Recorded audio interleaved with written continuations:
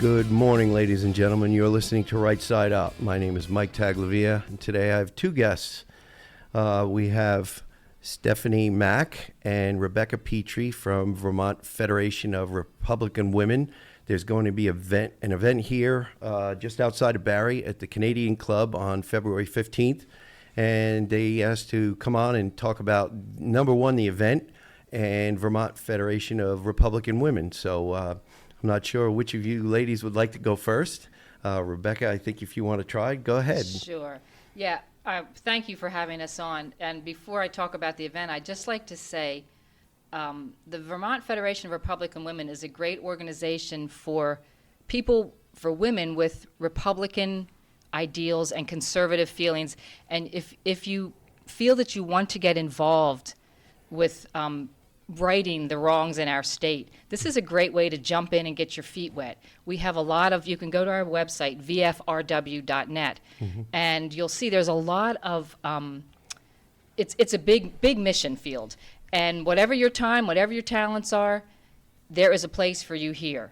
You might want to make cookies for an event, or you might want to be, big time in running the event. Whatever it is, we can use your time and your talents, and you'll be doing something to help perpetuate conservative ideals in Vermont. Well, question: have you found that you've gotten a bunch of people who identify as independents, but they're so fed up with the direction of the state that you found that people wanted to join anyway?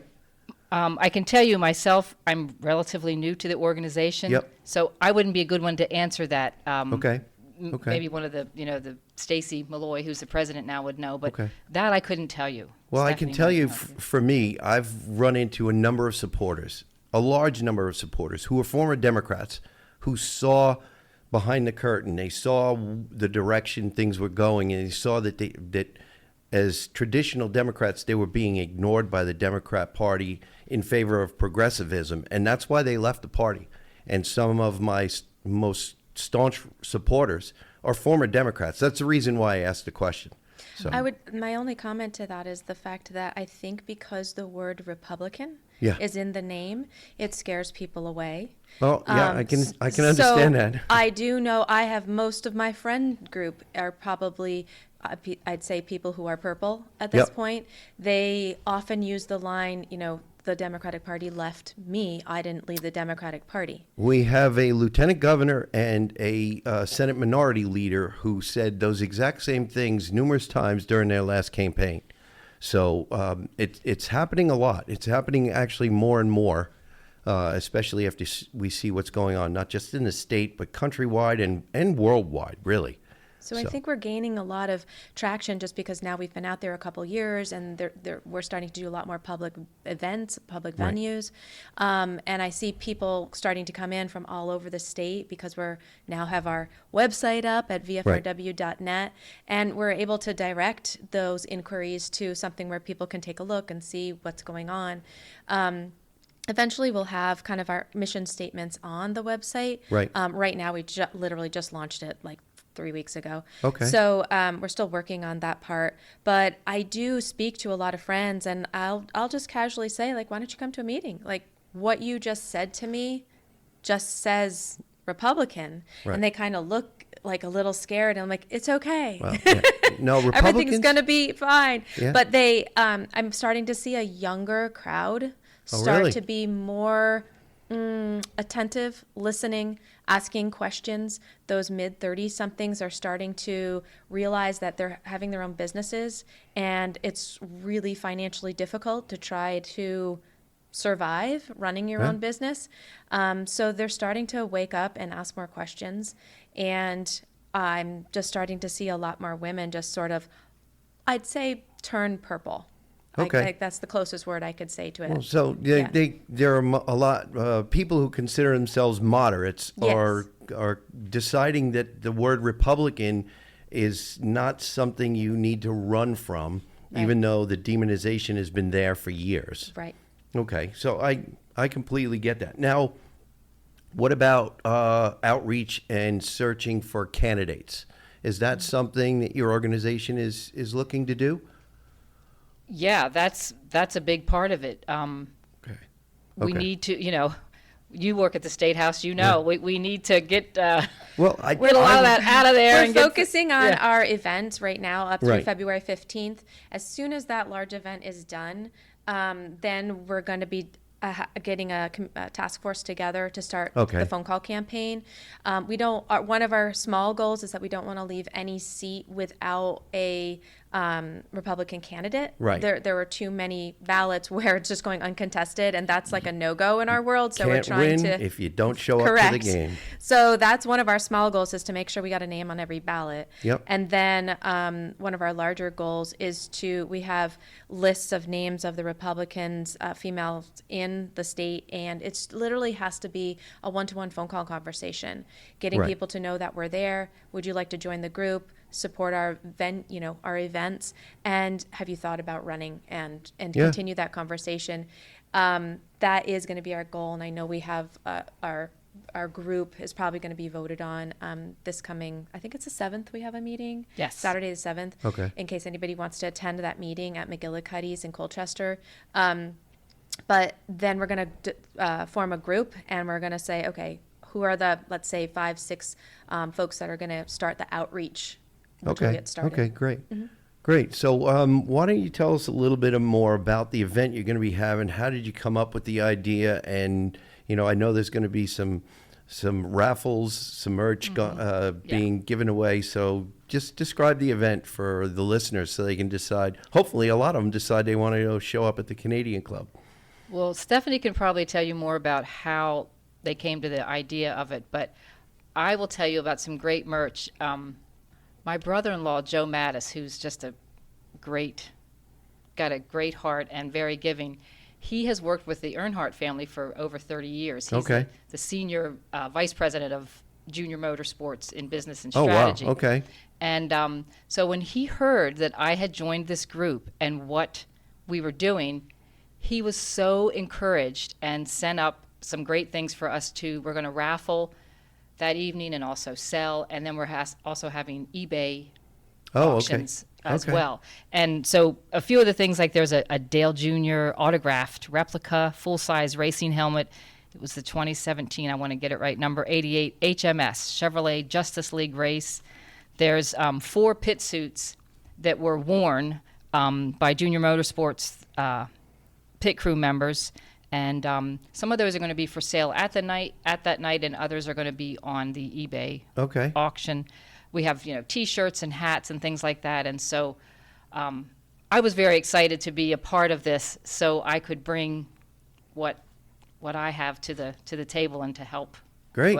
But as far as how the rest of the function, how it started, I don't know. Stephanie could probably. Just really quick to recap, all of our venues that we do are fundraisers, and we get a lot of questions because we're VFRW, Vermont Federation of Republican Women. We get the first question is, can men attend? And of course, they're just fundraisers. Okay. And so want to make sure we clear the air on that. And also to say that National Federation for Republican Women is a national group, and we are just the chapter for the state of Vermont. Gotcha. So Okay. that's how we transpired, and we're the Vermont chapter. We did a very large fundraiser that was very successful last year at the Williston Catamount Club, which was the Kentucky Derby party. Oh, so okay. that was great. Well Okay. received. Yeah, I was at that We event. really sold out. We were pretty at the max, so we're gonna have to see about tickets this year.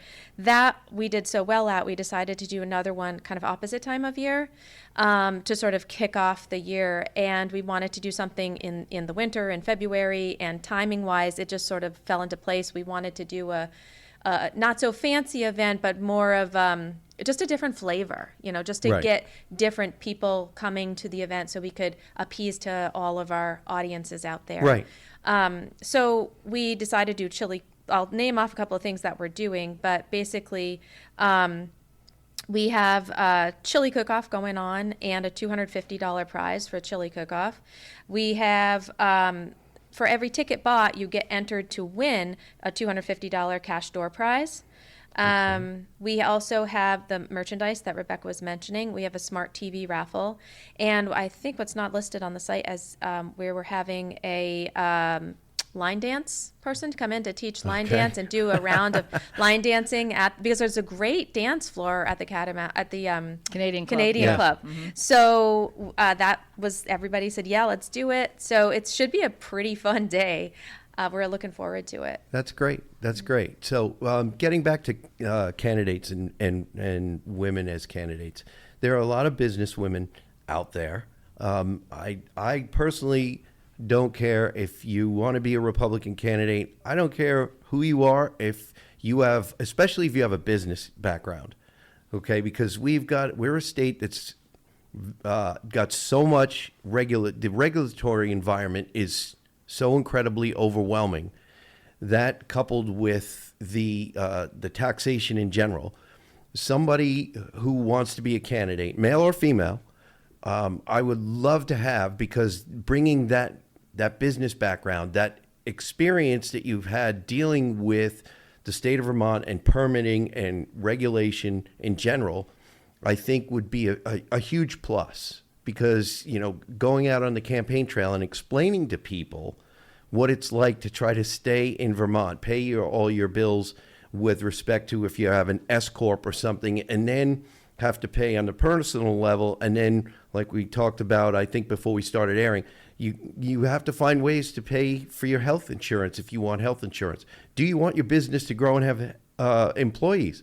Well, if you want employees, you're going to have to try to entice them to be an employee of yours and not go to a competitor. So healthcare is one of those things. So all of these things that make Vermont so expensive to live in and do business in, this is why I stress the business background.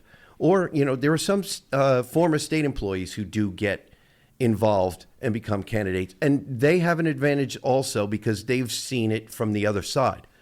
So Well, honestly, I might get shunned for saying this, but I think that's why Trump got in, because he had a business background. There's a lot of... And so, when you understand the makings and how we've got to make money and how everybody's got to make good on this, it's a totally different mindset. And I think that's what, I agree, that's kind of what's needed to write things. There are. And, I have to say, there are some moderate Democrats, actually one or two still in the House up in Montpelier, in the General Assembly, who I actually talk to occasionally, and they're in business and they understand. The arm twisting is the difficult part. The arm twisting is incredible that I hear from some of the members. And, these are people who know better. They've been in business. They're trying to grow their business. They're trying to keep their employees and keep them in health care and wages that keep them not just barely above water, but to a point where they can raise families and not just work here, but actually retire here. So there are a lot of people who understand this. And, somebody made mention to me yesterday or Saturday. I was at a snowmobile, an old iron snowmobile rally in Washington. It was a great event. It was a huge turnout. And somebody said, you know what? We should get rid of the party affiliation on the ballot. We should have it so that everybody has to do their own research into the candidate. And I kind of think that's a good idea. Because right now we have people who will go and just down the line. Big They'll ask for one ballot over another. And to me, that makes no sense. It makes no sense because I know when I talk to people out there, I can find common ground with a lot of people. I don't care what your affiliation is. And if we were to do that, remove the party affiliation, have one ballot, and force people to do pre-print it, the demonstration ballot, pre-print it so people can look at it and do their own research. Who is this guy? And I'm wondering if it isn't more of the older generation. Like I'm 65, and people older, we just kind of, I've always been Republican, I've always been Democrat, blah, blah, blah. They don't, and I think we're to blame for a lot of that.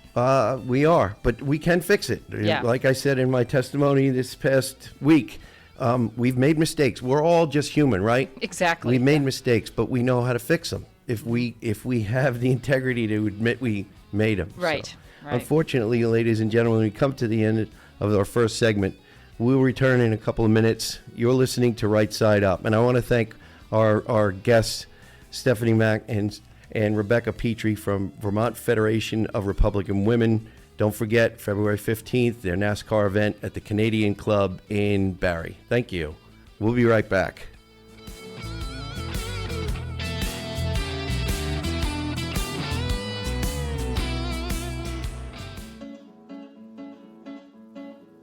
Not everyone can get up every day and look for ways to piss people off. But here at GraniteRock.com, we do that almost every day. I can't tell you how many times someone's lost their SHIT and threatened to end us. But we're still here, pissing people off. It's almost like we enjoy it. And we've been doing it since 2006. That's almost 2 decades of news, politics, and opinion, and now podcasts, and we're just getting started. We believe in principles before parties and politicians. We defend free markets and individual liberty, and if that makes you mad, it makes us smile. We're like Grandma after she stopped caring what other people thought. If that sounds refreshing, you need to check us out.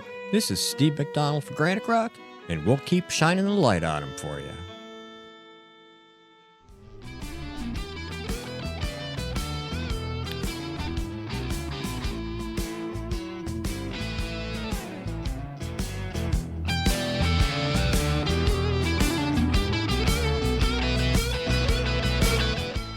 Welcome back, ladies and gentlemen. You're listening to Right Side Up. My name is Mike Taglavia. First, I'd like to thank our guests, Stephanie Mack and Rebecca Petrie from Vermont Federation of Republican Women, coming on to describe, number one, their event and their organization. Just to remind you, vfrw.net if you'd like to learn more. And their event is February 15, 2026, from 2 to 6 p.m. at the Canadian Club at 414 East Montpelier Road in Barrie, Vermont. So I want to move on to another subject, and this one is very near and dear to my heart. It has to do with H767. That's House Bill H767. It's a bill that I introduced. Let me see here. And I think if we were able to actually move this bill, we would actually start to see some positive change for the economy and affordability in the state. So let me just give you just a little bit of this for this whole next segment. I'm going to concentrate on this. The subject is conservation and development, climate change, air pollution, renewable energy, land conservation, Act 250, future land use maps, renewable energy standard, clean heat standard. That's a mouthful, but there's a lot of these 5 statutes and what are we calling them? Acts and resolves have had a major impact. And I would contend that they've had a major negative impact on the economy here. And they've had a negative impact on people's private property rights. So, statement of purpose of bill as introduced. This bill proposes to pause multiple climate change related laws for 8 years.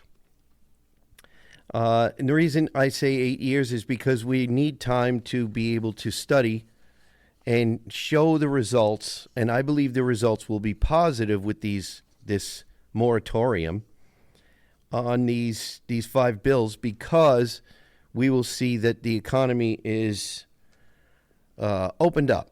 It's unchained. It's set free to actually help Vermonters not only get higher wages, better income, improve their savings, start saving maybe. We'd see hopefully lower home prices, lower rent prices, and hopefully lower food prices because of the cost of energy and fuel for not just heating and refrigeration, but freight to move our food into and out of the state. And I'm going to read to you, hopefully this is not too boring, and I put this in the bill purposely so that if you decide or if you send this to a friend, they'll be able to understand some of my reasoning for this. Section 1, findings and purpose. The General Assembly finds that, number 1, the 2023 Acts and Resolves number 59 and 2024 Acts and Resolves number 181 have imposed regulatory burdens that may increase housing costs and limit development opportunities, infringing on private property rights by overriding individual landowners' decisions and local control. Sounds pretty straightforward, right? The Global Warming Solutions Act, this is number 2. Global Warming Solutions Act establishes emissions reduction targets that could lead to higher energy costs through mandated transitions to cleaner energy sources, restricting individual rights to choose affordable energy options and violating private property rights through enforced compliance. Another one, pretty straightforward, right?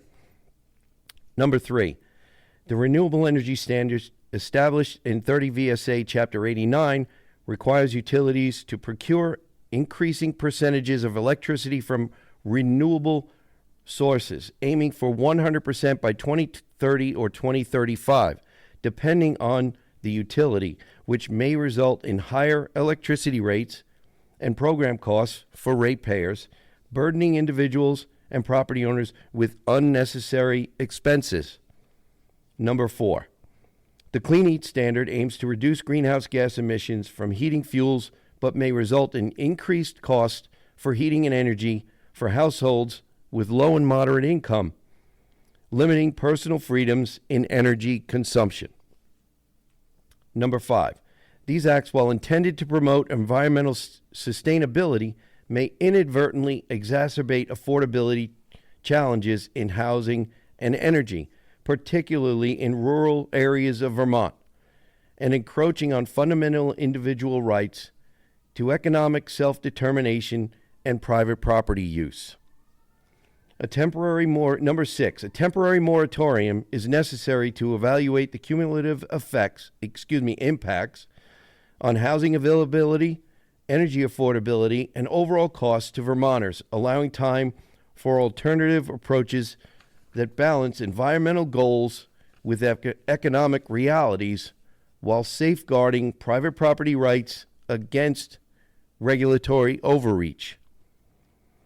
On September 17, 2025, Governor Phil Scott issued Executive Order 06-25, which promotes housing construction and rehabilitation by directing state agencies to streamline permitting processes, reduce or defer fees for multifamily housing, adjust building energy standards such as the Residential Building Energy Standards, RBES, and Commercial Building Energy Standards, CBES, to mitigate cost impacts, identify and resolve regulatory barriers, and provide monthly performance reports on permit processing times and housing project approvals. One of the reasons I introduced H767, ladies and gentlemen, this was in the works. I was working on different versions of this just prior to 06-25 coming out. And that was the reason why I kept going through and modifying this bill and decided to introduce it. The governor's bill needs help from this bill, his EO needs help from this bill to codify some of the requests, some of the goals in the governor's executive order.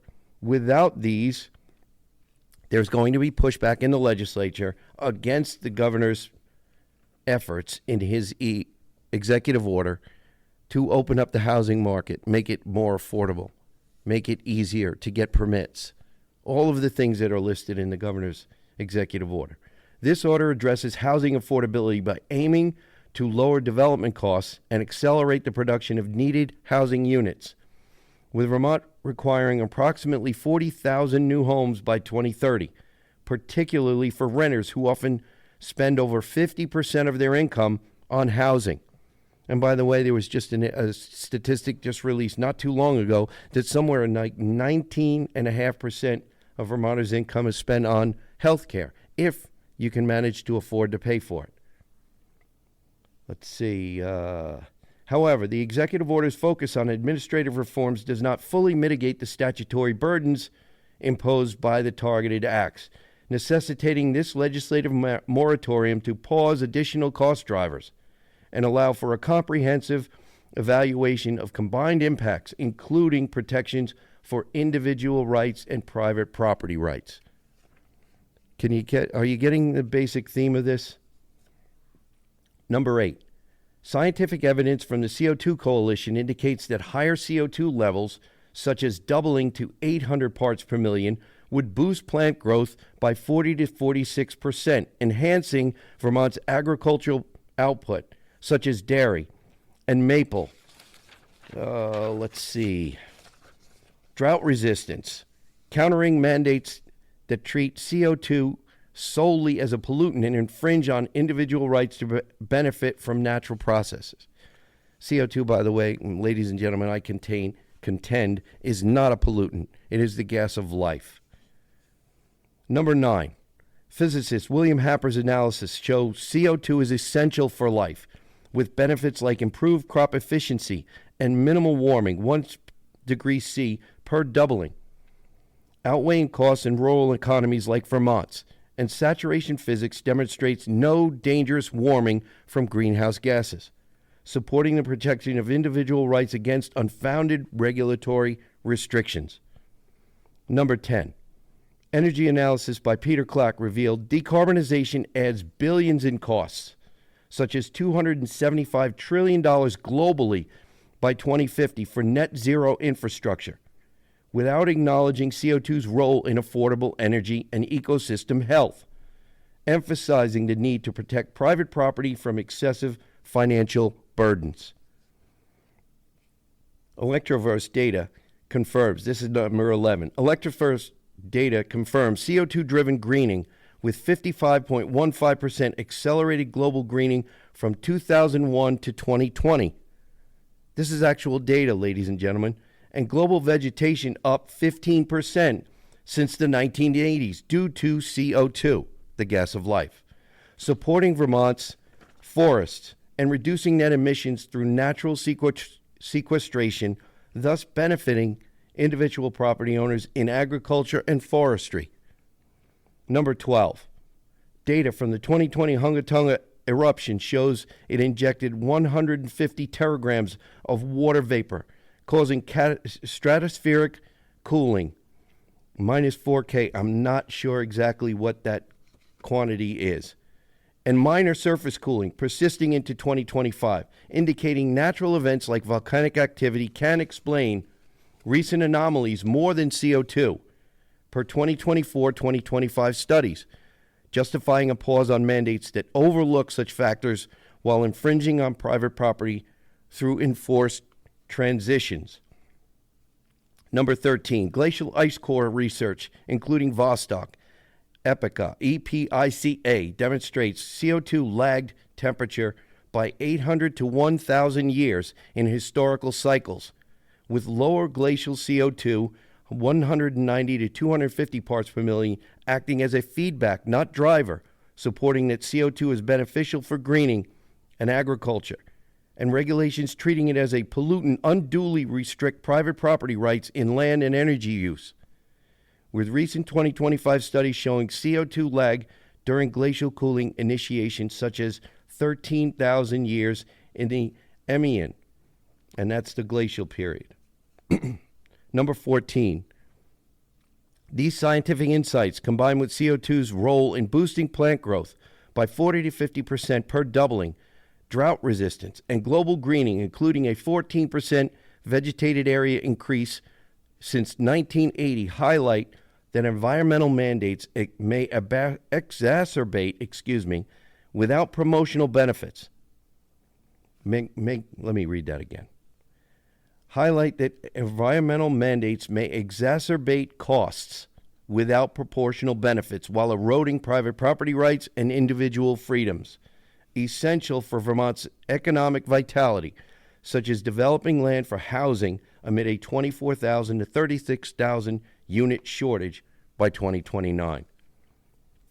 Number 15, research by Bjorn Lomborg demonstrates that the total cost of untreated climate change is moderate, equivalent to a 3.6% reduction in global gross domestic product across the century, far less than the trillions in costs from aggressive policies like the Paris Agreement, which would cost $819 to $1,890 billion annually by 2030, while delivering only a $0.11 11 cent in climate benefits per dollar spent, underscoring the inefficiency of such regulations and fees that burden private property owners and individual rights.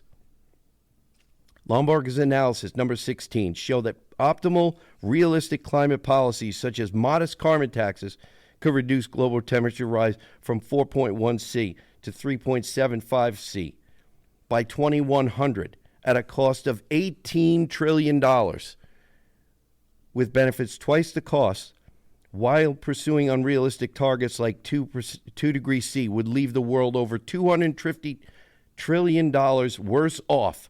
Supporting a moratorium on costly Vermont regulations to avoid undue economic harm and protect individual freedoms in energy choices. So we've come to the end of the segment, ladies and gentlemen. I wanted to read that to you because all of this research is out there. The reasons for a moratorium or repeal of some of these 5 climate acts and resolves is necessary if we are going to set the Vermont economy free. So, once again, ladies and gentlemen, H767. If you want to go on Vermont.gov, check on the legislature's website, check it out. We'll have to return in a couple minutes. You're listening to Right Side Up.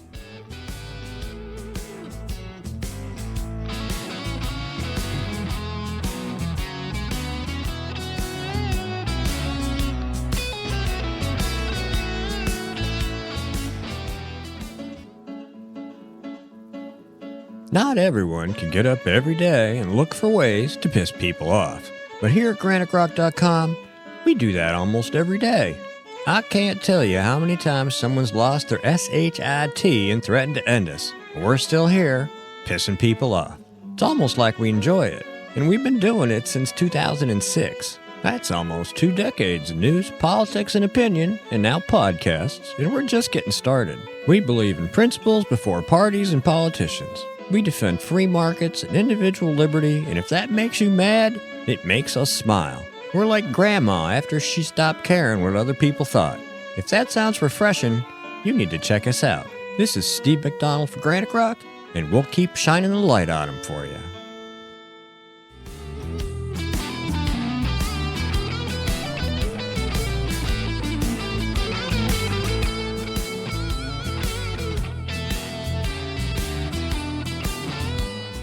Welcome back, ladies and gentlemen. You're listening to Right Side Up. My name is Mike Taglavia. Before we get back into our discussion, I just want to remind all our listeners, if for some reason you can't catch us on WNTK Radio, go to WNTK.com. Click on the podcast button. Scroll down and find Right Side Up. You can listen to any number of our shows. You can share it any time of the day or night. You can share it or listen to it. You can find us on Podbean. You can find us on GraniteRock.com. You can also find us on 802 Scoop Facebook and 802 Scoop YouTube. 2 things I want to remind our listeners once again. Let me see if I can find it here. Vermont Federation of Republican Women, VFRW.net, having their NASCAR event on February 15, 2026 at 2 to 6 p.m. at the Canadian Club in Barrie. There is also another event that I would like for people to consider, Children's Health Day at the Vermont State House, Tuesday, February 3. And guess what? It's going to be the first day that this particular show airs. The schedules, the way it is now, is 11 a.m. There will be a press conference and a rally. Noon to 1, there's a meet and greet in the cafeteria.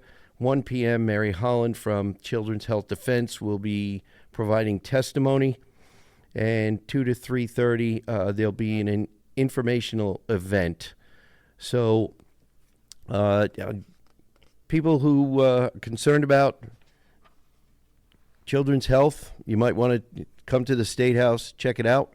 That's on February 3rd, which is, like I said, coincidentally, the first day of airing of this show. So I want to get back into a little bit more talk about H767 and a little bit more of the information that I think that backs up the need for H767.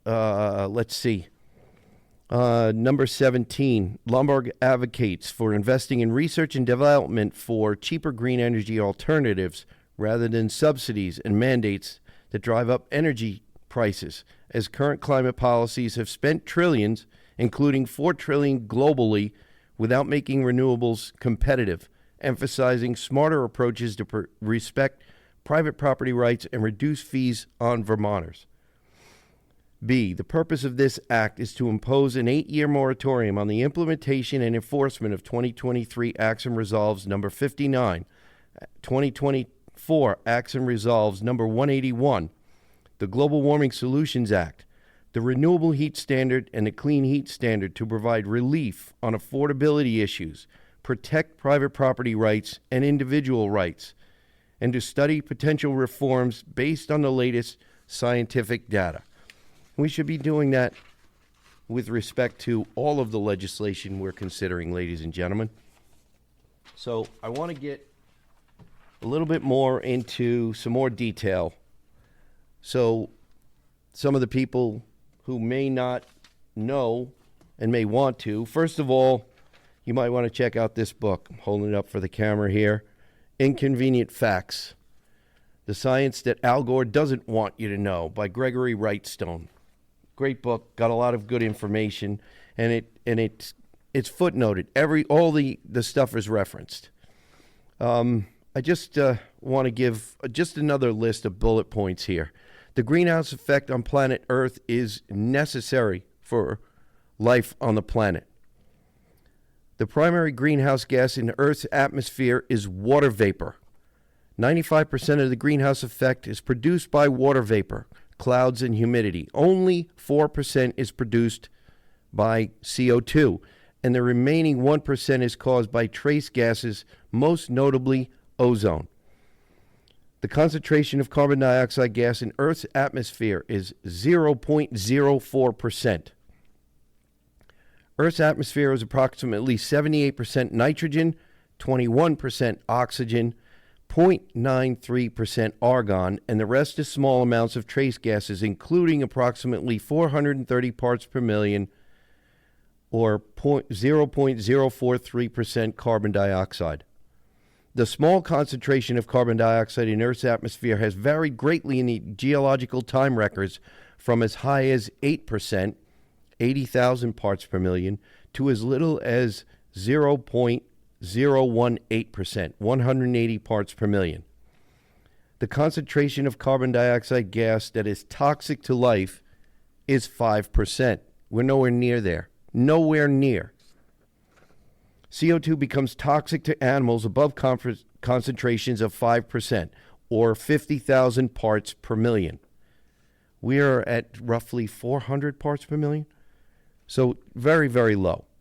Room ventilation standards permit CO2 concentrations up to 1,000 to 2,000 parts per million. At 4,000 to 5,000 parts per million, a person could start to feel the effects of drowsiness. The minimum concentration of CO2 required to support life as we know it is 0.015%. Atmospheric CO2 is what plants breathe and is required by all plant life. The CO2 concentration required to support plant life is 0.015%, 150 parts per million. At the end of each ice age record, we are dangerously close to the 150 part per million plant extinction CO2 concentration level, hitting 182 parts per million at the end of the most recent ice age record. The increase in Earth's average surface temperature, and that is a very controversial term, over the past 100 years correlates with an increase in the concentration of carbon dioxide in the atmosphere. CO2 increase follows the temperature increase. That is what's important. The temperature increases first, and then the CO2 comes out, because most of the CO2 is in our oceans. The Vostok ice core drilled in Antarctica provides a detailed record of past climate and atmospheric composition over the last 420,000 years. It reveals that climate has always been changing, but within stable bounds.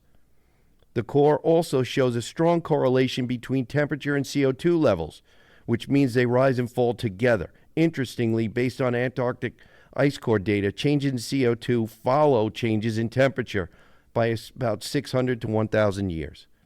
The temperature change occurs first, then the CO2 concentration changes. Thus, CO2 does not seem to drive temperature change, but it follows it. The majority of Earth's carbon dioxide is stored in its oceans. 75% of the Earth's surface is water. CO2 dissolves in water. The oceans are the primary sink and source of CO2. In fact, cooler water dissolves more CO2. The natural cause and effect relationship between CO2 and ocean surface temperature is such that increasing ocean surface temperature emits CO2 into the atmosphere as warmer water can't retain the dissolved CO2. This explains the increase in CO2 after the increase in temperature. And you can demonstrate this to yourself. Put a bottle of seltzer water on the counter that's just come out of the refrigerator. Open the bottle and watch all the gas come to the surface. As it warms, more gas is going to come out of your bottle of seltzer. At the atmosphere's current CO2 concentration, an increase in CO2 causes a corresponding increase in plant life. Multi-decade studies at the Duke University School of Forestry show that doubling CO2 concentration increases plant growth efficiency by 35%. So the green movement to reduce CO2 is actually anti-green. So I just wanted to give you a bunch more information, data, research. This can be verified. There are places on social media you can go. You can do an internet search on all the names and research, names of the researchers and the organizations, and find this. This is something you will be able to find and read on your own. These are not made up numbers. I'm not trying to be hyperbolic. I'm not trying to scare people. I'm trying to actually, especially with respect to young people who've been scared by this climate alarmism, I'm trying to reduce their anxiety because it's unfounded. It's completely unfounded. So I just needed that to be out there. Let me see. One more thing. I wanted to thank, ladies and gentlemen, you know that I talk about, I quote from articles from FYVT.com all the time. And I want to thank Dave Sulia for doing an article on H767, a moratorium on mandates Vermonters can't afford. And he basically goes over and reviews my testimony my introduction to the House Committee on Energy and Digital Infrastructure on January 30th, beginning at 11:45 a.m. this past Friday. He covers it, I think, very well. If you'd like to check out that article, as well as going on the Vermont.gov website to check out the bill itself. I've got one more little thing to cover. There is a move. There's a bill apparently that's working. It doesn't have a number right now, but apparently it's in the Senate. This is an article that I found on Vermont Daily Chronicle, dated February 2, 2026. Farmers push back against town control. And this is regarding a recent Supreme Court decision. To grow or not to grow? That is the question that the Senate Agricultural Committee is taking on with its newest bill that challenges a ruling of the Vermont Supreme Court that opened the door to allow towns to regulate agriculture, even gardens and backyard chickens. Now, let me just Let me see here. Okay. Let's see. And this information he refers to came from goldendome.com, the General Assembly website. The committee hopes to turn back the clock by clarifying the area of law that the court used in the ruling, known as the, quote, Taft Street, T-A-F-T Street ruling. It hinges on the court's interpretations of 24 VSA subsection 4413D1. The language in the bill makes very clear the intention of the legislature that towns should not be regulating agriculture.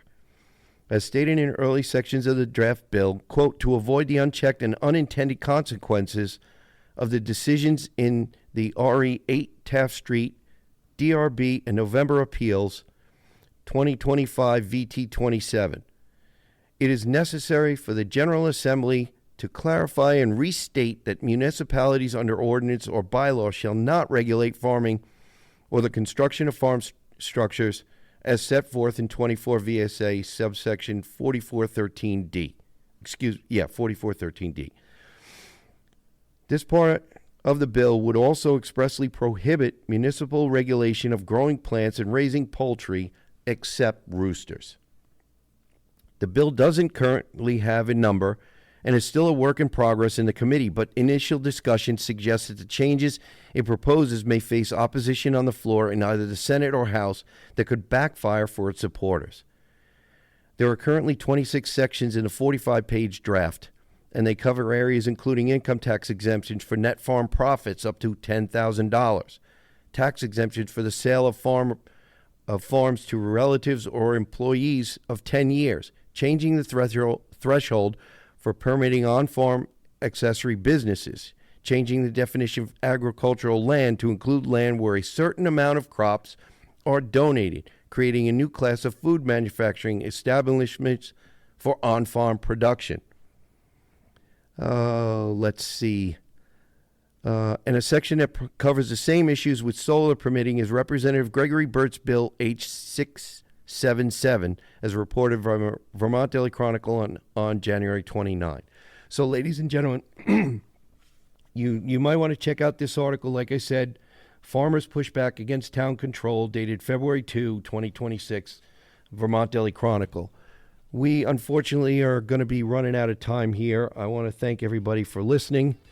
I want to thank my two guests, both Rebecca and Stephanie from Vermont Federation of Republican Women, for coming on and explaining their organization and their event.